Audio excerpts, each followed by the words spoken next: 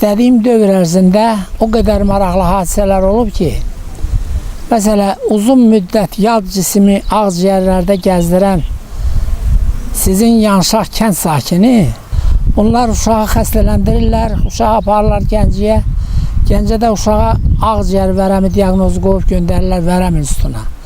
Vərəm institutunda da müalicə eləyiblər, deyiblər bunun ağciyərində müəyyən payı kəsib götürmək lazımdır. Uşaq da çox zəifdir, ona görə gərək kağız qoyasınız. Uşaq zəif olduğuna görə atası razı olmur, qaytarır bunu Yanşaq kəndinə.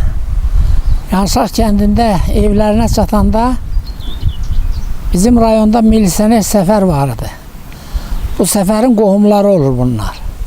Səfər deyir ki, yox, aparaq o həkimimizin yanına. Gecə saat 12-1 iradələri olardı, pəncərəm döyüldü.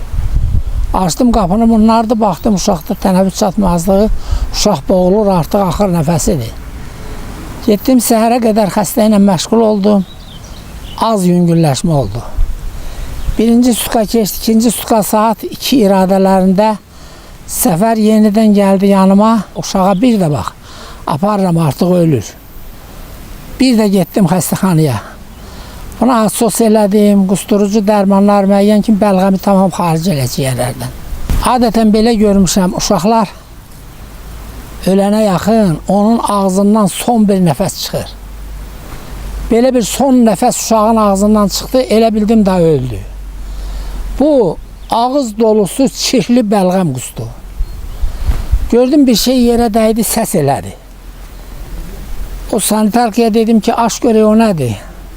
Baxdıq ki, 2 il yarım əvvəl udduğu saat çarxı ağciyərlərin bifurkasiya, bronxların bifurkasiyasında yerləşib, oradan kalsifikasiya olunub. Bir ayaq düzəldib, bu bronxun bir tayına, bir ayaq düzəldib bir tayına.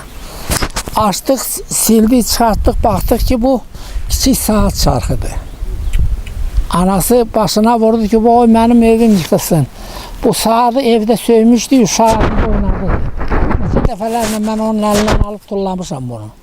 Neçə dəfələrlə mənim onun əlindən alıb tullamışam. Nəysə, uşaq 2 sutkadan sonra tam ayıldı, oldu sappasaq. Onda milisioner Səfər çox gözəl bir məqalə yazmışdı. Ağciyər vərəmi yoxsa dəmir parçası. O sağalan həmən uşaq sağaldı, bu saatda ev ailə, uşaq sahibi ev sahibidir. Belə yardımlarımız çox olub.